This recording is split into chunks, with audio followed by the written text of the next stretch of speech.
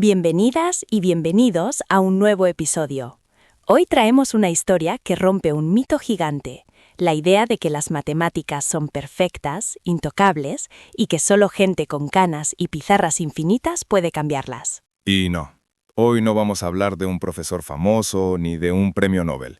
Vamos a hablar de una chica de 17 años, Hannah Cairo, que miró una conjetura matemática de los años 80 y dijo, básicamente, ¿y si esto está mal? ¿Te imaginas? Décadas de matemáticos trabajando en algo, montones de artículos, congresos, y de repente llega un adolescente y encuentra un fallo.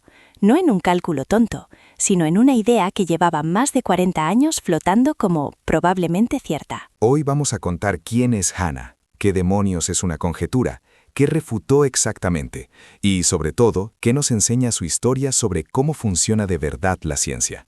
Así que quédate, porque esto va mucho más allá de las matemáticas. Vale, empecemos por el mito. Mucha gente piensa en las matemáticas como una especie de muralla perfecta. Todo está demostrado, todo es eterno, nada se mueve. Como si las matemáticas fueran un libro ya terminado, cerrado, guardado en una vitrina. Exacto. Pero la realidad es otra. Las matemáticas son una disciplina viva. Hay preguntas abiertas por todas partes, ideas en prueba, conjeturas que nadie sabe si son verdad o mentira. Es un territorio en construcción constante. Y ahí entran las famosas conjeturas. Vamos con una definición de andar por casa. Una conjetura es una afirmación que los matemáticos creen que es cierta, pero que nadie ha conseguido demostrar. Es como una apuesta intelectual.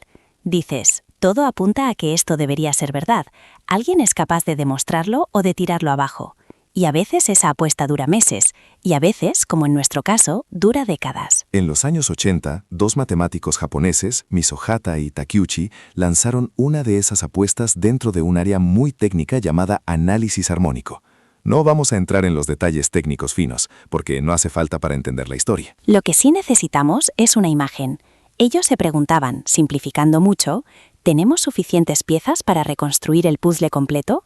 Hablaban de ondas, de funciones, y de si cierto conjunto de piezas matemáticas bastaba para reconstruir cualquier función de un tipo concreto. Traducido a algo más cotidiano, imagina que alguien dice, con este tipo de piezas de Lego se puede construir cualquier figura posible.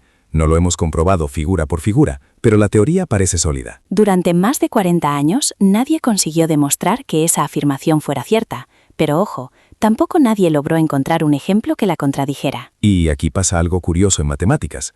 Cuando una conjetura sobrevive muchos años sin caer, la comunidad empieza a tratarla como si, casi seguro fuera verdad. No está demostrada, pero se la mira con mucho respeto. Y en ese contexto aparece Hannah Cairo. No una profesora famosa, no una investigadora con 100 artículos, no una persona con despacho y placa en la puerta.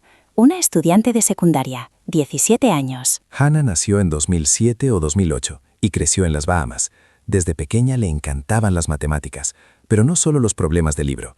Le interesaban las cosas abstractas, esas que incluso a muchos universitarios les dan vértigo. Mientras sus compañeros hacían ejercicios estándar, ella se asomaba a problemas abiertos, preguntas sin solución conocida. Y esto es clave. Su objetivo no era voy a hacer los deberes y ya. Era quiero entender qué no sabemos todavía. Y cuando se encontró con la conjetura de Misohata Takeuchi, no se puso en modo voy a demostrar que esto es cierto, que es lo que quizá haría la mayoría. Se hizo otra pregunta, mucho más incómoda.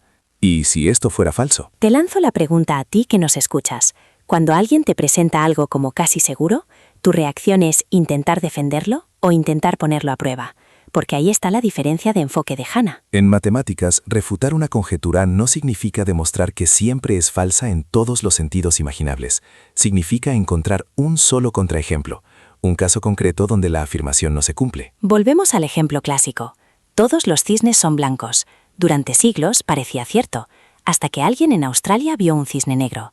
No hicieron falta 1000. Con uno bastó para que la frase «todos los cisnes son blancos» quedara oficialmente derribada. Pues Hannah hizo de cisne negro matemático. Se pasó meses trabajando, construyendo un objeto muy específico, una función, usando herramientas avanzadas, series de Fourier, estructuras casi fractales, análisis muy fino de cómo se comportan las funciones. Ese objeto cumplía todas las condiciones que la conjetura pedía. Era como decir, mira, tengo la figura que encaja perfectamente en el juego de Lego que todos estábamos usando, pero al intentar construirla con las piezas permitidas, sorpresa, No se podía. Resultado, la conjetura estaba equivocada. Esas piezas de Lego matemáticas no alcanzaban para construir todo lo que se suponía que podían construir. ¿Te imaginas ser la persona que se da cuenta de eso? Décadas de gente mirando el mismo paisaje, y tú encuentras el hueco que nadie había visto. Y claro, cuando Hannah sube su trabajo como preprint, es decir, como una versión preliminar pública, la comunidad de análisis armónico reacciona rápido. Matemáticos expertos se ponen a revisarlo línea por línea. No por desconfianza del tipo, es una niña, seguro está mal, sino porque un resultado que tumba una conjetura de 40 años exige lupa máxima, vengan de quien vengan los cálculos. Y lo interesante es que el trabajo aguantó. Se revisó, se discutió, se analizó y no se cayó. La conclusión se mantuvo en pie. La conjetura de Misohata Takeuchi es falsa. Obviamente hubo asombro, y no solo por el contenido matemático, sino por la edad de quien lo había hecho.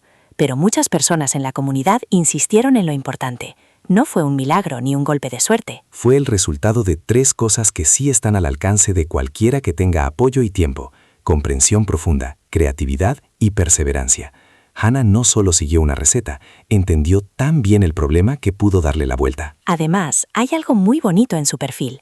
No es el estereotipo del genio solitario encerrado en su cuarto. En entrevistas, ella subraya lo importante que es la colaboración, hablar con otras personas, explicar ideas. Para Hannah, las matemáticas no son una torre de marfil, son una conversación constante. Y eso se ve en cómo, después de su resultado, la invitaron a congresos internacionales, donde presentó su trabajo ante gente que llevaba más años en el campo que ella de vida. Y ahí estaba, tranquila, defendiendo su idea con rigor y calma. ¿Te imaginas con 17 años, dando una charla sobre algo que nadie había logrado resolver en 40? Ahora, más allá de la anécdota brillante, ¿qué nos enseña esta historia?